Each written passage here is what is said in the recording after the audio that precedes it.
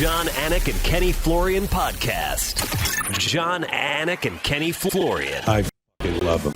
I can't get enough of him. Let's hear that Boston next. Big jab there from Duffy, and Frank Mir is hurt now. Down goes Duffy out cold. Frank Mir does it again. Rock'em sock'em robots here. Oh my goodness. Hyperbole. There are a couple of absolutely self-involved bullshit artists. Here are your hosts, Jon Anik and Kenny Florian. That's a bang. Well, it's not a Conor McGregor fight week, but UFC 303 is absolutely great on paper, and it's nearly upon us. Great to be with you live from Vegas and Charlotte, North Carolina, and somewhere in Ohio. It is episode 496 of the Anik and Florian podcast. That means we're getting close to 500, which means we got to bring something, like some sort of special guest. KenFlo, Brian Petrie, great to see your shining faces. Kenny, I don't know what we do for episode 500. I mean, my Rolodex isn't as deep as yours. I mean, we need some kind of big name. A little friend of the program, Mr. Evan Longoria, gave me a couple ideas that I'll have to pass, go over with you. So I think maybe we can make it happen. Yeah. Kenny, I think you need to book George St. Pierre. Yeah, there we go. Yeah, I think that's the only name. Yeah. We haven't had George St. Pierre on the Anik and Florian podcast, and you can just say, George, your former training partner, I know you guys are tight. You guys should see the way GSP's face lights up when he sees fucking KenFlo. It's kind of like when I see KenFlo, right? I'm like fucking drooling, you know? But you say, hey, we're doing our 500th show, and if we can have any guests in the world, you know, Anik would love it to be George St. Pierre, and he's not going to say no to KenFlo. So, Kenny, honestly, you tell him we'll can it live to tape. George St. Pierre coming up on episode 500 of the Anik and Florian podcast. Let's go. Brian Petrie, what's going on, kid? Hey, I'm going good. And let me just clarify, you said somewhere in Ohio. I don't associate with somewhere in Ohio, Johnny. I'm a Cincinnati guy. Cincinnati born and bred. I'm doing fantastic. Had a pretty good weekend, boys, on the old gambling sheets. Maybe not in the main event challenge, but for my own pockets. We're doing pretty all right. Nice. Good. Well, that's good to hear. So, no, I mean, KenFlo is a secretive dude at times. So, so does your mailing address say Cincinnati? Oh, yeah. Oh, yeah, babe. Cincinnati, Ohio. Oh, that's great. Not some suburb or something, right? Yeah.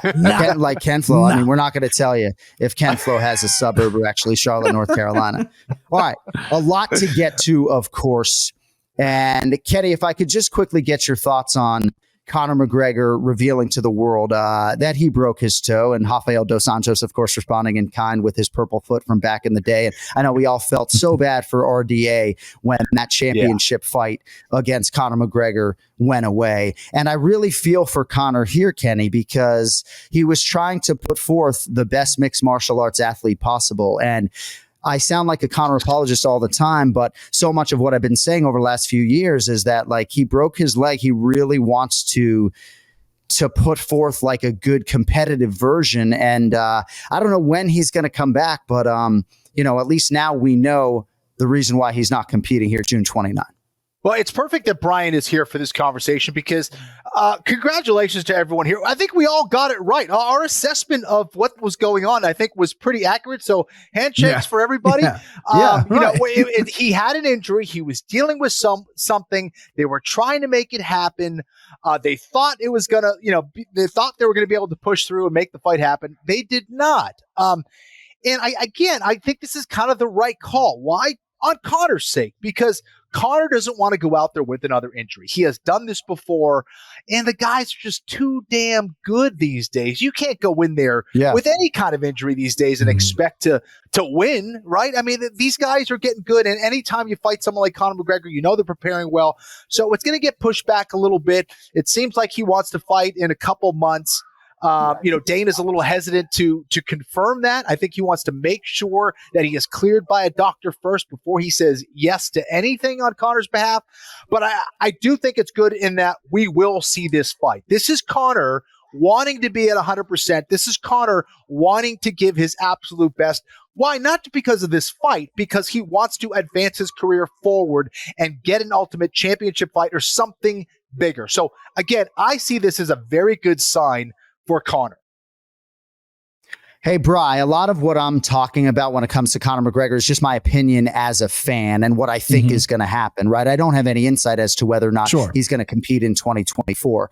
I don't know what type of assurances he has given Michael Chandler privately or through the UFC, but what is your initial reaction as a fan when you see that broken toe? And if you had to get predictive, do you think we see Conor McGregor this year?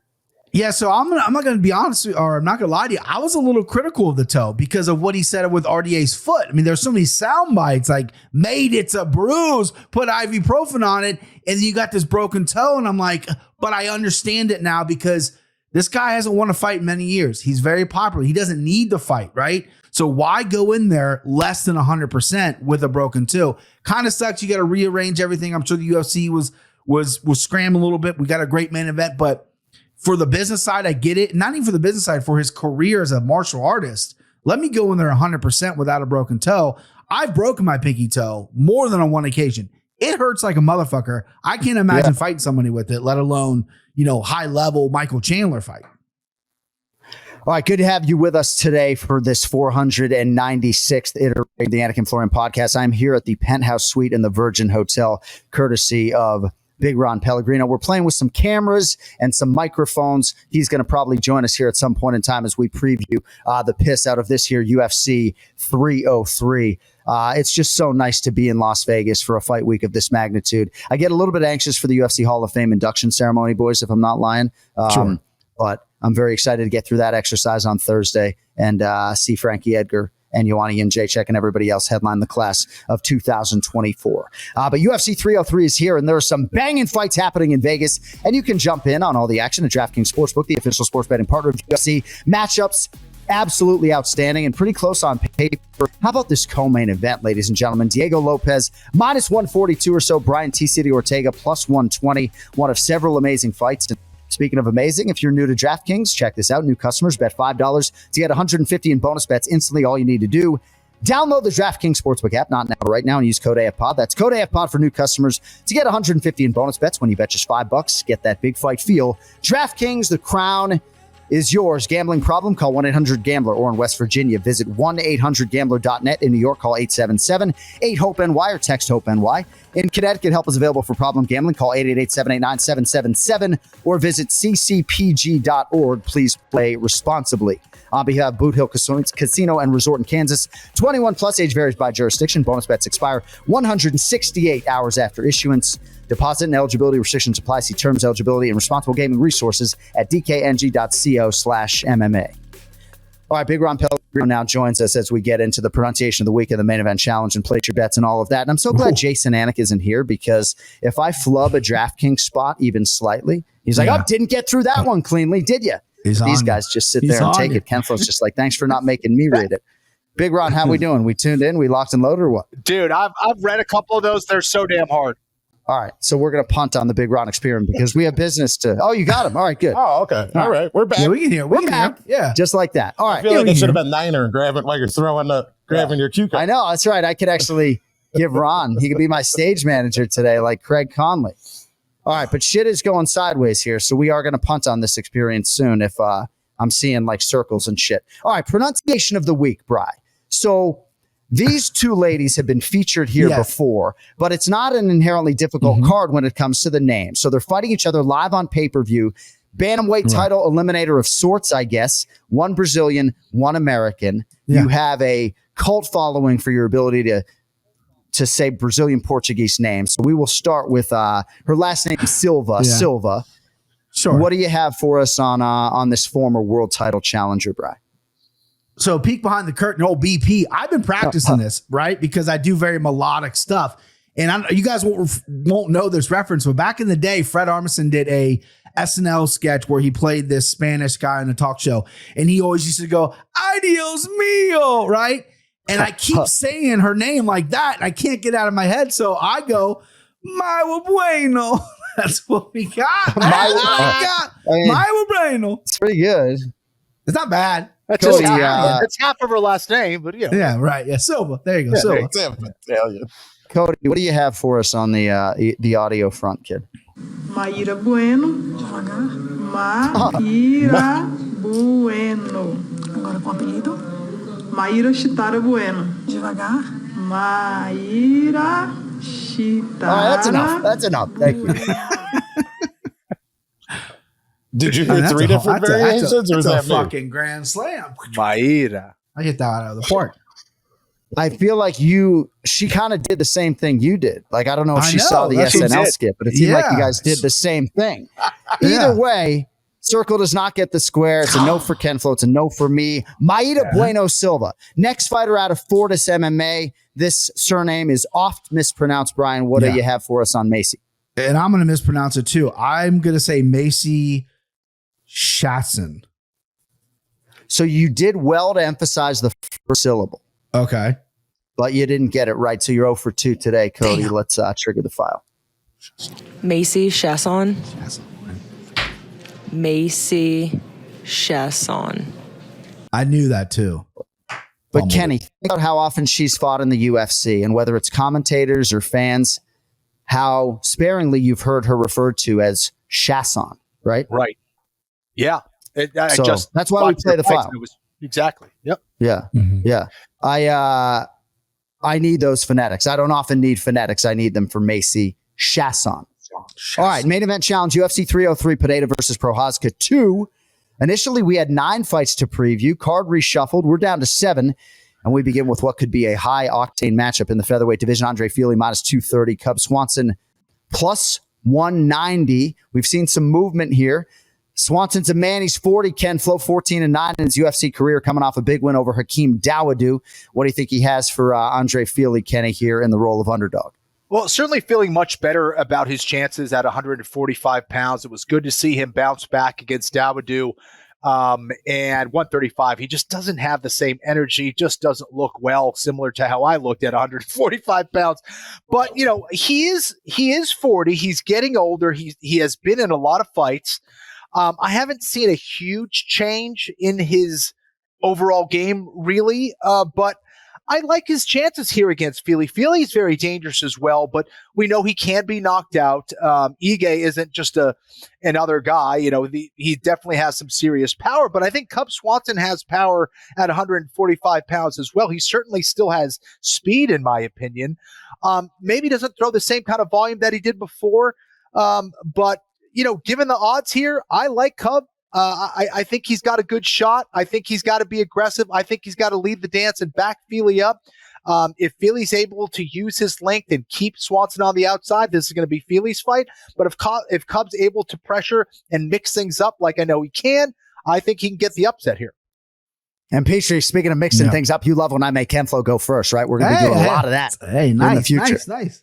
You got some work to do, though, in terms of catching him and place your bets, bro. Like, tell me about it, man. Yeah. Tell me about it. Yeah. I know, you and Erica Petrie, are doing great in terms of your gambling, right? But you and I are kind of a team against Kenny and Cody, and we're down a couple G's. So we got to get on it. Right. And this is the card to do it, Johnny. That's right, my man. You know how much I love you. All right, Fili. And I love Andre Fili, but largely he's been a 500 fighter in the UFC. Doesn't necessarily speak to his abilities. He's 34 now, 11-10 with a no contest in the octagon. Last fight, the knockout loss to Dan Ige. I was sort of hoping for more in that spot in February. Then the fight's over before it began. He hasn't won 2 in a row in 5 years. What do you think of him here? Getting a lot of respect from Vegas, or so it would appear. Brian Petrie, what do you have? Yeah, I mean, Johnny, you talked about me being my money green hat ripped as I put it on. It's hard to find hats to fit this fucking head, and I'm down one now, boys. Listen, I like Andre Fili a lot in this spot. Minus 230 is a little high for me. I'm going to parlay him. But the last thing to go is power, so I'm a little worried about that. Fili got slept last time out by Dan Ige, who was a great puncher, but Cub can punch too. He's got awkward timing. He comes in weird. He rushes. He pot shots, but it's still very powerful. I think Fili, the longer guy, needs to get on his kicks. Cub's been put away with some kicks to the body. He's been put away with kicks to the legs. Work your kicks in there. Try to stay long. Don't collide with them. Don't fight in the pocket and chip him away. Cub is 40. I do love him at 45 instead of 35 now. He's going to look healthier, but I'm all over Andre Fili in this spot. This is something I'm pretty comfortable with. 230 is a little high, though. All right. Rest assured, Big Ron, we're going to get your opinion, but not on that prelim because we have 6 to get to. And I want to move on to this next matchup at middleweight. Joe Pyfer minus 285. Marc-Andre Barriault plus 230. So we'll see the extent to which Pyfer here, Bri, can get on track. Main event loss to Jack Hermanson his last time out. He learned a lot. I remain a believer. I really do. The work ethic is certainly there. He's only 27. This would appear to be a good spot, good challenge for him right now against Power Bar Marc-Andre Barrios, set for his 13th UFC appearance. Big Gun, what do you have? Yeah, so Joe Pyfer, I call this, the whisper. Before this fight, it was Joe Pyfer. Everyone's yelling it. Now their supporters are beat Joe Pyfer. They're whispering because he kind of got not fraud checked, but he definitely got checked by Jack Hermanson. But I like that fight for him. He went 5 rounds. He was exhausted. He was outgunned, outmanned. He still landed 92 strikes, didn't get finished, and went 5 rounds with a real tough guy who's hard to look good against. And you got Barrios, he's only been cracked once, and that was by Chitty Bang Bang. Other than that, he's very durable. He's kind of reminds me a little bit of Bisping, where he overwhelms you with his strikes as opposed to power. So I think Joe Pyfer's going to come out. He's looking for blood. This is Rambo. Joe Pyfer. First blood. He's coming out. Round 1 knockout. I'm surprised the line is a little lower than it is. I love that Barrios is in Florida. His conditioning and cardio is a weapon. But this fight, I think he's just outgunned. I think Joe Pyfer has this one. Do Be Kenny Florian t-shirts exist? They need to. They oughta. I told Michael Bisping to make t-shirts. I want to talk to Kenny's wife. He don't take compliments well. I talked to Michael Bisping in Atlanta about making t-shirts. I just want a t-shirt that says Bisping with a fucking period. Just Bisping period on black t-shirt, white. Maybe Be Kenny Florian t-shirt would be good if you could sell those at KennyFlorian.com. Kenny, beat Joe Pyfer minus 285. Me too. Oh, kid. man. Power Bar Marc-Andre Barrios. His 2-fight winning streak ends in a split decision loss to Chris Curtis, UFC 297 back in January. What do you think about Power Bar Kenny in this spot as the dog against Joe Pyfer? Well, this is another fight that I definitely think is going to deliver. These are guys that love to scrap, love to look for the knockout. It's a dangerous one, I think, for both guys. I do think that Pyfer probably has more firepower, no question about it. He should be a little bit more consistent and a little less reckless. Given the odds here, I'm not crazy. Bullish on either guy, really. And also I kind of want to take my time to reanalyze and see where Pyfer's at. So that's why I'm probably not going to bet this one. I'm leaning towards Pyfer here. I think he should get the win, but I'm not running to the betting window for this one. Big Ron, I don't know if you have anything for us on this fight. I know Marc-Andre Barrios well, and with respect, I just want to see him. It sounds like a real amateur opinion, but throw caution to the wind, just reckless abandon and just go for it. Here's your opportunity. He started 0-3 in the UFC, up and down since. This is the fight. I just think you got to sort of knock him out or die trying. I'm telling you, the funny thing is I think the same thing about Joe Pyfer. We watched that on that Fight Companion. We were watching it live. After the first round, he chopped up Jack Hermanson. And he gave a seasoned veteran an opportunity, and you saw what happened. Yeah. He got beat up over 4 rounds. He better come out fast. And he's just the guy is a monster at that weight. Just put it on people. But Power Bar, he's game, man. I wouldn't think about him. He'll get it. If he does go, what do you call it? Nuclear or kamikaze? You know what I mean? I like it. Either way, it's a good fight. I think it's an entertaining fight for them. All right, we'll see how it plays out. That brings us to the main card opener in the welterweight division. How good is this, boys? Brian, we'll start with you here. 26-year-old Irishman, Ian Machado Gary, minus 130. It's a tough fight. Michael Venom Page, plus 110. I'm glad I don't have to pick it. Seems like the books are taking two-way action, Bri, right? This price hasn't moved in days. Gary's undefeated, 14-0, 7-0 in the UFC, and he's fought a tough schedule, in my opinion, right? Even Darian Weeks is no picnic. Don't at me. Last 3 wins over D-Rod, Neil Magny, Jeff Neal. Now he draws Michael Venom Page. Brian Petrie, what do you have? I love this fight. I'm an Ian Gary guy. I like Ian Gary, and I want to pat myself on the back. When everyone was making the wife jokes, that low-hanging fruit, I never did. I never made one because I like this guy, respect this guy. He's got some good skills. This is a weird matchup. He was hesitant to take this. He was kind of holding out for Colby, and he goes, oh, fuck it. Yeah, I'll do MVP. What has MVP done? He's only beat Holland, but look at what he's done outside the UFC. He's fought some real guys. His one true loss was Douglas Lima. He got that one back. His other loss, Logan Storley, just got out wrestled. But this dude is a weird, awkward striker. And this fight could either be gorgeous, high-level striking where I'm going to fall in love, or it can maybe be a little on the slow side. I think with Ian Gary, you got to chop the legs. You got to kick the legs. You have to watch the blitzes and you have to counter well. You move well. We're going to have to see you move side to side well. We're going to have to see you move straight well to try to land on MVP, who's very tough to hit on. This guy, though, he's a stream being, right? He's this tall, lanky dude, but when he hits you, he breaks bones, he cracks skulls, he damages knees. He's dangerous in there. He's getting a little older, but his reflexes are there. His skills are there, and there's not many people, if anyone, that fights like this guy, and he's got a fucking impressive resume. As much as I like Ian Gary, you're hanging plus money on an MVP. We're dancing with the plus money here. I'm taking MVP probably by decision, but I also sneakily kind of like him by KO as well. We'll see what that number is. Give me Michael Venom Page. By the way, you mentioned Ian Machado Gary's wife, Layla, who happens to be a friend of mine, which is neither here nor there. Do you find that you have to censor yourself more on the MMA Takes podcast since you've joined our show because of maybe my job or because sometimes on X, I know you walk right up to that fucking line. Do you not? I walk up, right. I walk up to on my show. No, I don't really censor myself much at all. What I do, I'm not like a hot take, like talk shit, like MMA guru kind of guy. Like I don't disrespect fighters. I'm more of an honest guy. And I really thought that whole situation was just kind of a wash to me. I didn't really need to address it because even though it was the chatter, I was like, well, who fucking cares? It's not my life. You know what I mean? All right, KenFlo. Michael Venom Page won his UFC debut over Kevin Holland, UFC 299. He turned 37 back in April. I feel like for him, age is really just a number. Hasn't sustained a lot of significant damage over the years. I really enjoyed watching him perform. He's 22-2 as a pro. Gosh, man, I don't know if you're going to have any action on this fight, but I'm fascinated to hear you make a prediction. Man, be peeing, man. No respect, man, for Ian Machado Gary, man. This guy's a good fighter, man. He's a good fighter. That's so good. I could listen to you do Brazilian Portuguese all day. This guy's great. Very smart. I thought that was Dorino, bro. I closed my eyes and heard Dorino. I thought Dorino. I just talked to Alexandre Pantoja at the airport in Doha. Can you just do it a little bit more for us? Like a little more? So just do the rest of the show. Man, John is a crazy guy, man. He's crazy, man. All right. So listen, all right. So this is a fascinating fight for me because I feel like MVP is just so unusual. There's not a whole lot of MVPs. There's not a whole lot of Wonder Boys. And when you fight them, like how many reps have you actually gone and have you had against that particular style? Not a whole lot. There's just not a whole lot of guys that can replicate that.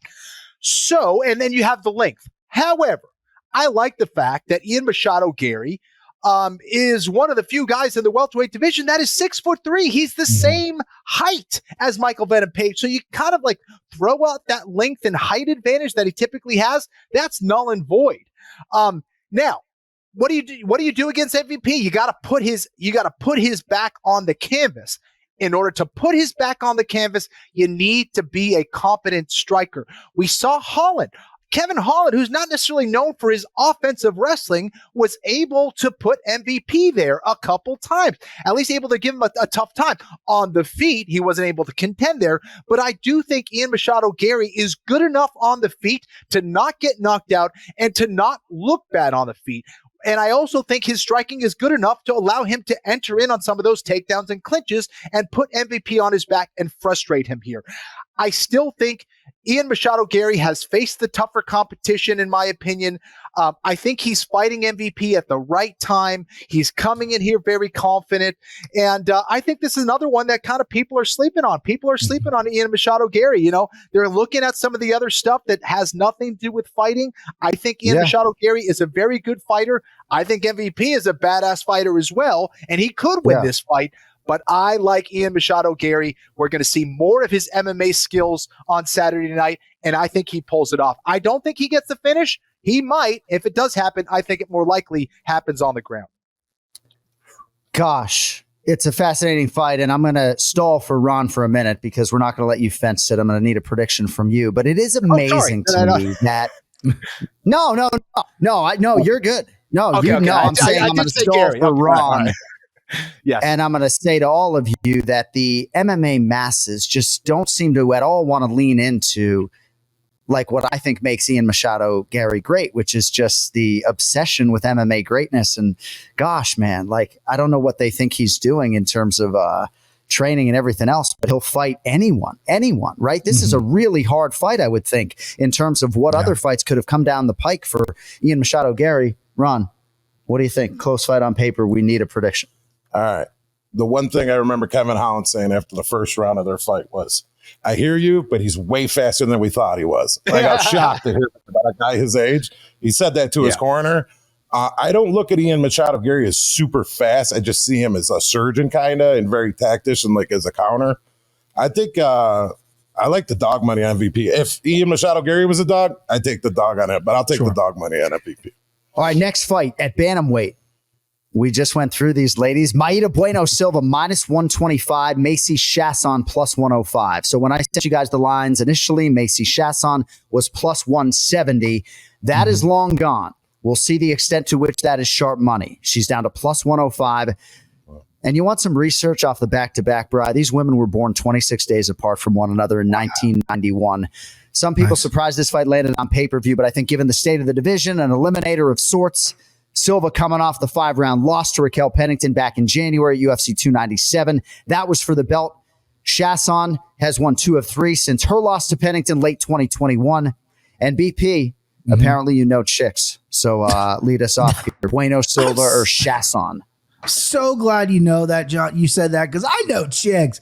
But when I look at this fight, I just go, "Ay, Dios mío," because I don't know where I'm going to go. I love the line on Silva because she's listen, she's very good. Submissions are great. She's tough. She laid a fucking dud in Pennington. Let's just be honest. She did. She was in the crowd going like this fights before that. It wasn't the best performance. She's going to get back there. I truly believe that. And Macy is a girl who could be on a 3-fight winning streak. Besides that weird up liver kick, which was dope, by the way, by Irina Donna, she could have been winning that fight or could have won that fight. She was looking pretty good. And since Macy's come off the Ultimate Fighter, I feel like she's very talented and could be very good. I just think it's up here sometimes and she lays a little bit. She's not consistent enough. And if she can get consistent, this plus money's looking pretty good. But when you're laying -125 or someone who just fought for the title, who's probably hungrier than ever, who has good submission games, Macy has landed 10 takedowns her last 3 fights. She's going to want to get to the ground. You better watch your arm. You better watch your neck. Macy has been sub before. I like Silva in this spot too. And -125, you might want to load up on that. Much better number on that side than was out there prior. KenFlo, what do you have for us on the women at 135, brother? And that's just it, John. You know, if it was that +170, I'd be leaning towards Chasson. Did I say that correctly? Nailed it. But as close as you could get. Yeah. But Brian's right. I think that I'm hesitant just because of some of the decisions that she makes during the fight.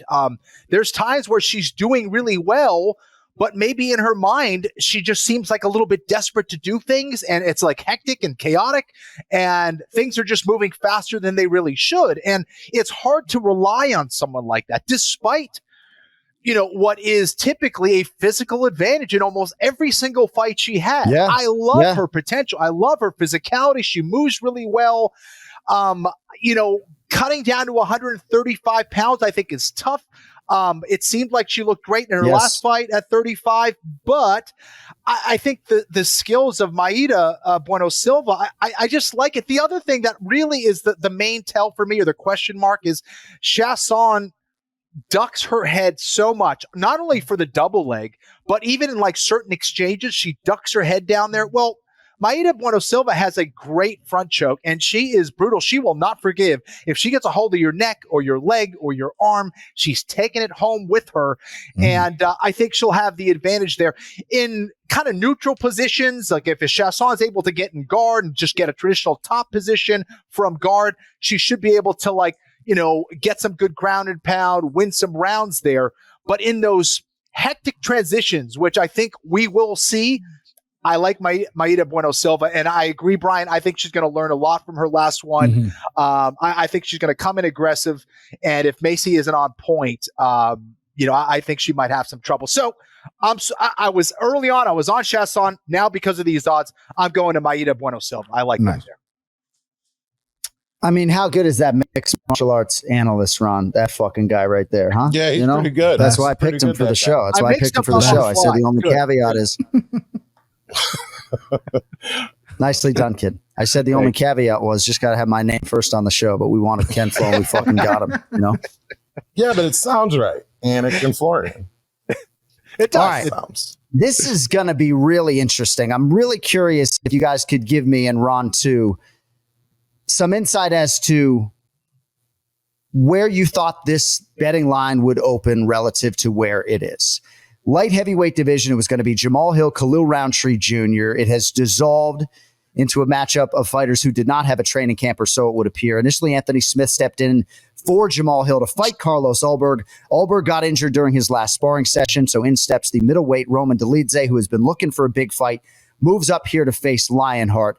Roman Dolidze minus 142, Anthony Lionheart Smith plus 120. Big gun Brian Petrie, your mic is hot.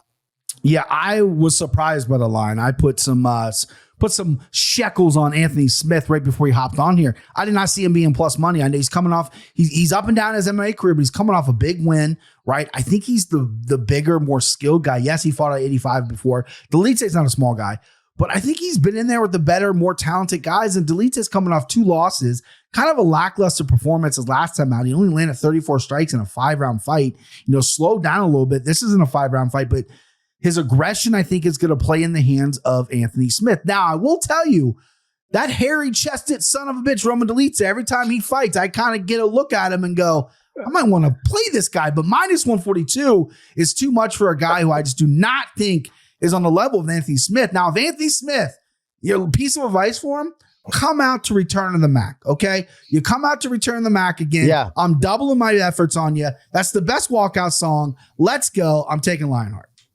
Kenny, 6 years ago, Anthony Smith submitted Volkan Oezdemir to set up the shot at the world title. Since the loss to John Jones at UFC 235, Smith is 6-5, coming now off the upset win over Vitor Petrino at UFC 301 May 4th. This is another short notice fight and Smith's 5th fight inside of 13 months.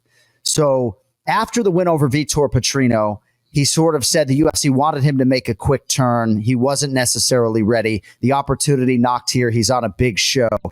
Gosh, I mean, sometimes for me, as far as the handicap is concerned, I feel like, what has Roman Dolidze been doing? What has Anthony Smith been doing? And if I don't know, I'm moving on to the next fight. But what do you have for us on Dolidze moving up here to face the former title challenger, our good friend Anthony Lionheart Smith? Well, I really like this fight for Anthony Smith, to be honest. First of all, Roman Dolidze, he's a 185-pounder. And I know, listen, he's taking this fight on short notice, probably walking around about 215 anyway. Not a small guy, but not a 205er. And Anthony Smith is tall, lanky. He's big for the division. And, I like some of his wins recently. I always look at the last 4 fights. I think those are the most important when I'm analyzing these fights. His wins over Petrino, his win over Spann. I just think his experience is going to come into play here. And when I'm looking at Dolidze's game, yeah, he's dangerous, similar like what we were talking about Johnny Walker. Is he a good fighter? Like, I don't know. No disrespect. Like, what is he bringing to the table that Anthony Smith hasn't seen before? I'm not sure. Maybe a leg lock game or something. He's, he's pretty dynamic on the ground, but I still think Anthony Smith is going to come in here and really have the advantage pretty much everywhere. Yeah. And Dolidze over time, he gets tired and that dynamic aspect of his game on the ground to just he loses steam and doesn't become as effective. So I like Anthony Smith here. I don't want to jinx it here, but I think this is a pretty easy pick for me. Give me Anthony. I don't know what the bookmakers are thinking here, but give me Anthony Smith all dang day. It's really interesting because you guys are so convicted. I feel like that Anthony Smith plus 120 might not be there in the not too distant future. Ron, I just get petrified when Roman Dolidze walks into the fighter meeting, so much so that I prepare my 3 questions and hope that he doesn't think any of them are stupid. Do you have anything for us on this fight? Do you like where these guys are going? Yeah, I think Anthony Smith, like the one aspect that Dolidze is really good at is on the ground, and I think that Anthony Smith is just way better than him there. I could actually see him getting subbed because he thinks that's his one way to win the fight. So I like Anthony Smith. All right, co-main event at featherweight. Pot down my microphone. This one is just going to be entertaining. It is guaranteed to entertain. It's bulletproof matchmaking. If it goes to a 3rd round, like, holy shit. right? Like there's just going to be pints of blood or something going on. Diego Lopez minus 142, Brian Ortega plus 120. Lopez, Kenny, true breakout star over last year, and he's handled 3 good fighters here in succession, dating to that Movsar Evloev fight, all in under 2 minutes, bro. All good fighters, in my humble opinion. Yeah. Gavin Tucker, Pat Sabatini, Sadiq Youssef, and now gets the former world title challenger, T-City Brian Ortega. We talked a little bit about this on Monday, Kenny. I'm going to have you lead us off on the co-main event, if you would. I love the way that Lopez has kind of designed his career, both outside of the octagon before he got there. He made sure to get a whole lot of experience before he got in there, and then just taking the right fights once he got into the UFC. And he's only been impressive since then. And even in his loss against Evloev, I mean, that was back and forth. He had his moments. He could have won that fight a few times on the ground. Is he better on the ground than someone like Brian Ortega? I don't think so. Does it matter? I don't think so either. I just think he's going to be maybe as sharp as Yair Rodriguez is, except with the proper decision making. He doesn't get overly emotional, but he does know how to finish. And I think Yair just went balls out. He got way too excited, which is surprising for a guy with Yair's experience. And Lopez is just a smart fighter to me. I think that he's good enough on the ground to stay out of danger against someone like Ortega. And I think he's just going to be sharper on the feet. Why? Because not only does he have better boxing, Ortega has good boxing as well. I think he's a little bit sharper, but he's got more tools. Ortega isn't really known as a big kicker necessarily. He's got some decent knees in the clinch. But when I think about Ortega's striking, it really comes down to his boxing. And he's got a couple cool flashy moves here and there, but no question for me that Lopez is the more complete striker. And he kind of has that structure game similar to Alex Pereira, where when he lands, it hurts you. And it doesn't seem like he's throwing very hard. He just has very good timing with the structure of his blows. And I think that's going to be the story here. I think he's going to hurt Ortega more than a couple times and then find a way to maybe finish the deal or just outpoint him over the course of 15 minutes. And Ortega's ground game cannot be denied. I do think Ortega is going to be the sharper submission artist on the ground. I also know that Ortega's toughness has been proven time and time again. You can't count him out because of that. Love Ortega as a dude, love him as a fighter. I just think he's a little outmatched on the feet here against Lopez, who really is streaking at the right time and could be a potential contender, by 2025 anyway. Nicely done, KenFlo. On pay-per-view or otherwise, Diego Lopez, Brian, is just fighting like a bat out of hell. He's minus 142 here. Brian Ortega is plus 120. I'm going to do a little bit of a setup here, and I also want to go back to a quote of Kenny Florian's a moment ago. Is he better than Brian Ortega on the ground? I don't think so. The fact that you even asked the question, though, speaks to how good Diego Lopez, the Brazilian Jiu-Jitsu black belt, is on the ground. Like for 90% of the featherweights, you're not even asking or saying, I don't think so. It's not even a question. So, and that says nothing of his striking ability. So Brian Ortega has been on the roster 10 years, dating to his July 2014 debut. He's fought 12 times, Brian, in that decade. Since 2018, he's fought 4 times, once in 2020, the title fight with Alexander Volkanovski in 2021, the loss to Yair in 2022, and then the win in that rematch this past February. Now, back on the proving ground for the second time this year, both before July 1st. He has acknowledged, though, that it's just throw some things together, and I do think that probably factors into some of the handicap here as well. What do you think about this co-main event, Brian Petrie, for as long as it lasts? I love this co-main event, man. I love Diego Lopez. This Patrick Swayze looking handsome dude with the hair, dirty dancing all over everyone's faces currently. Here's the issue. Here's where I have a problem with loading up on Lopez.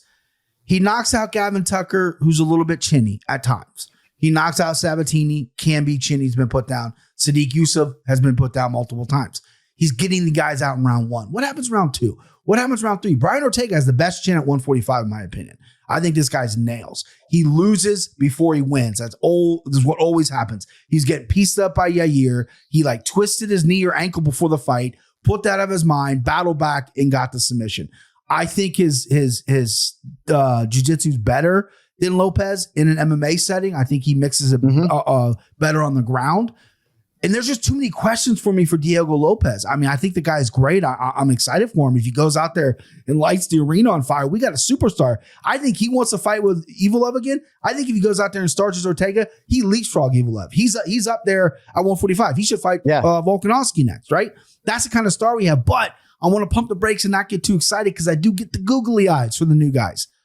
Brian Ortega is a solid dude. He's only lost to 3 guys. Yeah. He's a little inconsistent because he got the pretty boy. He had the girlfriend. He was living the life. He's doing some stuff. Now he's settled in. I like he's taking a fight on short notice. That's something he wouldn't done before. Give me on the scales because he's talking about fighting at 155 in September, moving up. So I want to see what that 45 weight cut looks like on short notice. But I like Brian Ortega here. I like Brian Ortega at the plus money big time. This jumped off the page to me. So give me Ortega. Well handicapped, Brian. I like you giving Brian Ortega his shine because the dog's going to be there June 29th. Come hell or fucking high water, Ron. What do you have on the co-main event? Oh, man, I'm excited as hell for that fight. You sound excited. You sound like I just woke you up. You sound yeah, whatever. Listen. I mean, where's the fucking Big Ron energy? First of all, I never agree with both of what they just said, and I did on that one. So, but I'll say this much. If it gets out of the first round, Ortega, I will in-game the fuck out of him because I feel like Diego Lopez does not know, solely because you can only face who you face, does not know how dig you're going to have to dig deep to get rid of Ortega. Yeah. Well, here's the thing. We forget he went 15 hard minutes against Evloev. That was a dog fight, and the fight ended with him almost submitting Evloev with a knee bar. On short notice. On short notice. Yeah. KenFlo, I bet him. I didn't forget it. What I'm saying is in a stand-up brawl, that was really good grappling, and Evloev was on the ground. It was real technical, but stand-up, Ortega's a dog, man. You'll beat the shit out of him. He'll still be standing. That's true. That is true. That can't be denied. Yeah. Sometimes I wish I could opine in these conversations, but we have a fight to call. So I will move on to the main event for the undisputed UFC light heavyweight title. Alex Poatan Pereira, minus 162, Yuri Prochazka, plus 136. I ordered a Poatan sticker for my laptop, right? And it arrived, right? I ordered it not thinking he would fight so soon. I put it on my laptop, and now in the fighter meeting, if he sees it, maybe we'll be friends. Because we're not friends like him in DC. I love him, but I don't know if he loves me. All right. So both men deserve credit here, Bri, for stepping up. I mean, certainly the lion's share of credit is going to Alex Pereira, but Yuri Prochazka deserves credit as well. Pereira minus 162, Prochazka plus 136. So both fought at UFC 300. We know that Alex Pereira is out of training camp, allegedly a couple of broken toes. I mean, I don't know if you know where Yuri Prochazka is amidst the darkness or not, but I mean, both guys are committed by and large to the game. So I'm expecting a great fight regardless. Yuri Prochazka won the first round on all 3 judges' scorecards when they met at UFC 295 last November. By the way, Kenny and I broke down that fight exclusively on Fight Pass for the Anik and Florian Rewind. But I don't know how much that factors into this for you, Bri, in the rematch. I am very convicted in thinking you're both going to pick Alex Pereira at minus 162. But, Brian, why don't you lead us off on the UFC 303 main event? Yeah, I mean, I don't know exactly where Yuri's at. I'm hoping he's in Vegas, but he was in Czech Republic in the woods just fucking chopping trees down with straight punches. I mean, this guy's a wild man, and I love it. He lives in a room for 3 days in the pure darkness. He grew his hair out for an antenna, and he fights like he thinks. Like he's awkward in there, right? He moves different. He takes a lot of shots. He opens people up. That's what he did against Alexander Rakic. I was very convinced in that fight that he was going to beat Rakic. And he hits like a truck. The problem is Poatan, Chama. This dude is his kryptonite in this division. This guy has God-given ability with his power on top of perfect fucking technique, on top of fighting the best kickboxers in the world, on top of sparring the best people in the world, moves from Brazil to Connecticut to get his MMA on track. And look what he's done. He might be the first ever 3-time champion. If he pops up to heavyweight, I'm not going to say I'm not going to put money on him. You know what I mean? Like, this dude can do that. He's a special individual, and he's so unique because he doesn't really speak much English, and everyone's in love with him. I mean, after knocking Jamal Hill out, making the meme, and so interesting. But you take all that aside, he's really skilled. I looked at the first fight, 6 leg kicks in the first round, 8 leg kicks in the second round against Prochazka, which has kind of been his kryptonite. You take his legs out. Rockets had a really good time kicking his legs out, opens things up to the head. Yuri also is very hittable. I do not think he can take shots from a guy like Alex. I think he's going to get put asleep again. I think it's going to be a second round KO.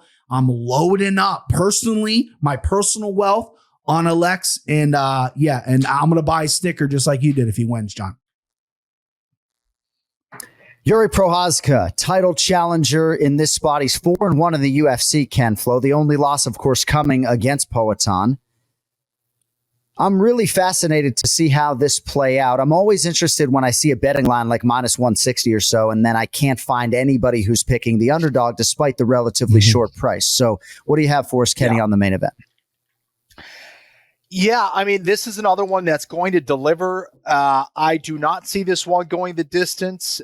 Both guys are extremely aggressive. They both are going to pursue that knockout. I actually think Prochazka not only will pursue the knockout, but he's going to try to pursue that takedown. He's going to try to pick up where he left off in the first round of that first fight against Pereira. So, but, and he can pose some problems there, but he's not really good enough or technical enough on the ground where I'm like, let me put the dog money on him. It's just not convincing enough. And, you know, you look at Pereira, and yes, he's got, you know, broken toes and things like that, but you see what he was doing in Australia. I don't know if it was in Australia, but he sparred some 6'7" pro boxer.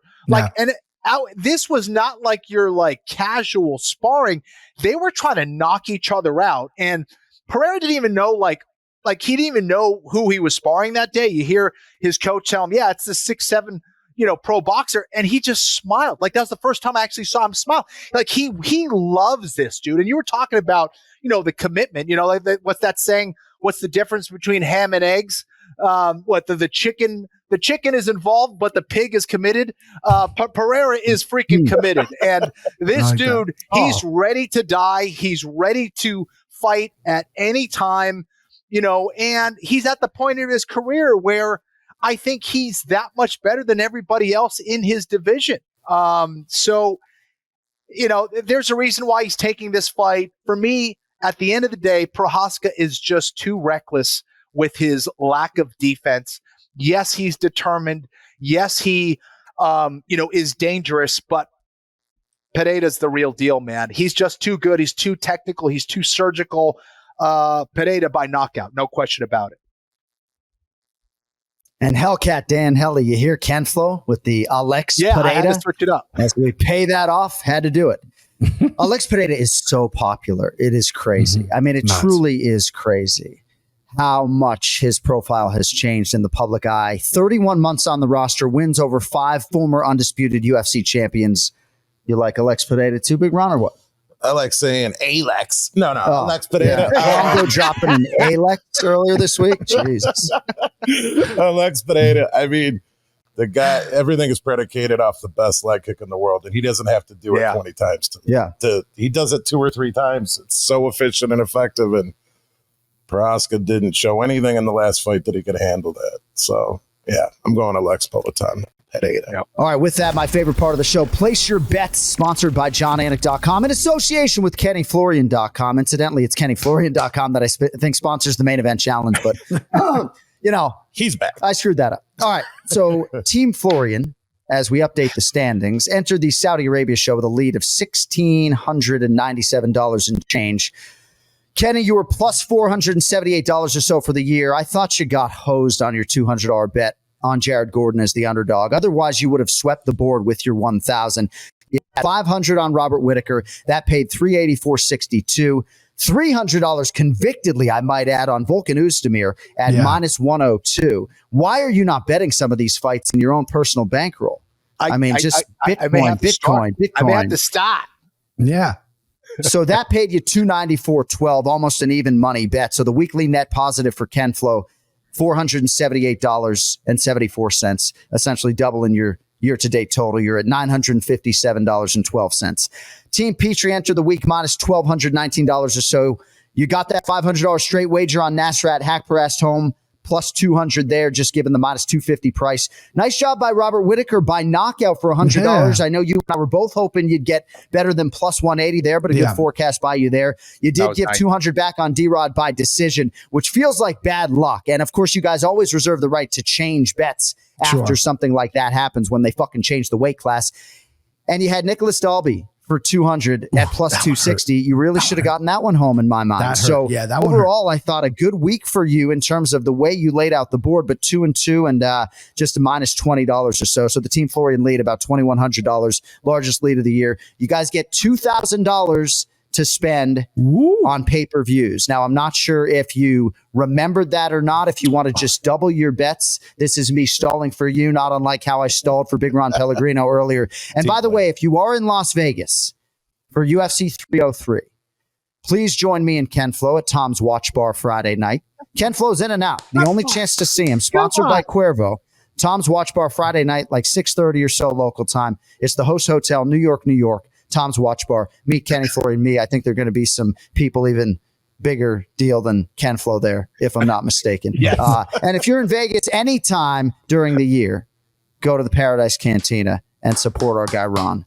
Yeah. Aviva behind the bar and everybody else. KenFlo, Brian Petrie, $2,000. I know Petrie knew he had $2,000, right, Brian? Yeah. Yeah. Oh, yeah. Of course you did. That's why you've held down this position as the chief handicapper on the Anik Florian podcast, because of your preparation. You know how much I love preparation. You got 2 G's, Bri. Make it happen, kid. What do you have for us? Yes, I'm spreading out a little bit here, Johnny, but I am going to give a big old wallop to $800 on Poetan. I feel good about that. I almost did 800 by knockout round 1 because I got to battle back, but I'm going to play it a little safe. 800 on Poetan. Give me 300 on Brian Ortega, because he spells his name with the I the correct way. Give me $200 on Anthony Smith at plus 120. Give me another $200 on MVP at plus 110. We're dog hunting, baby. We're hunting for those dogs. I'm going to mix up a little bit and go parlay. B. Joe Pyfer, Andre Fili, minus 109 on DraftKings right now. $400. And it's summer. The prop pool's open. Give me Mayo Bueno Silva by sub.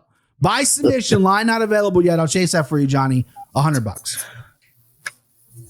All right, to recap, $800 on Poetan, minus 162 or so, 300 on Brian T. City Ortega, plus 120, $200 on Anthony Lionheart Smith, same price, plus 120, MVP, plus 110 for 200. 2-leg parlay, Joe Pyfer, Andre Fili at minus 109 for 400, and $100 straight on Maida Bueno Silva by submission. Nailed it. KenFlo. 2K, kid. 2K, what do you have for us on UFC 303? Let's do it. Give me 150 on Killer Cub. Get me Cub 150. Swanson for 150. Go ahead. Yes, sir. Give me 150 on Maida Bueno Silva. Give me 200 on Anthony Smith, the Lion Hat. Nice.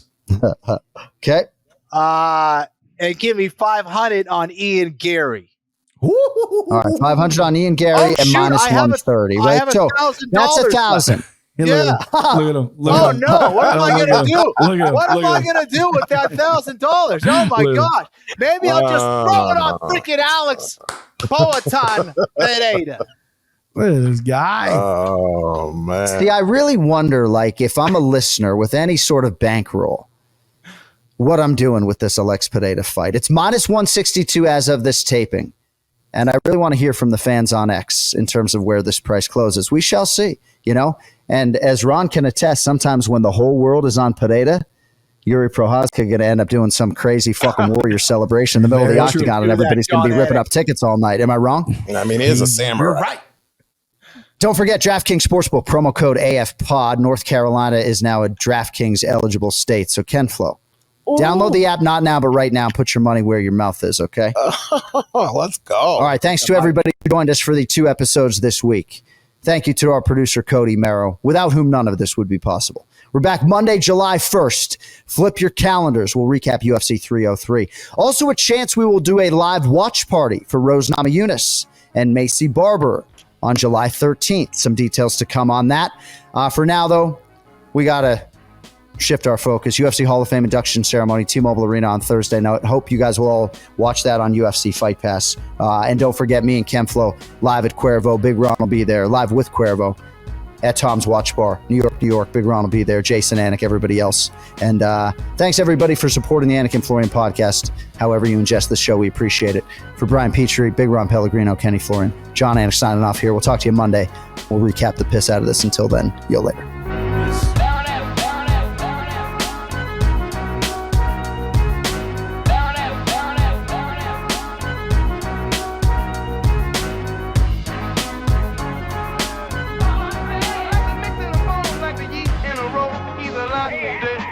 To the bread, he's cornbread. Cornbread. He's cornbread. Cornbread.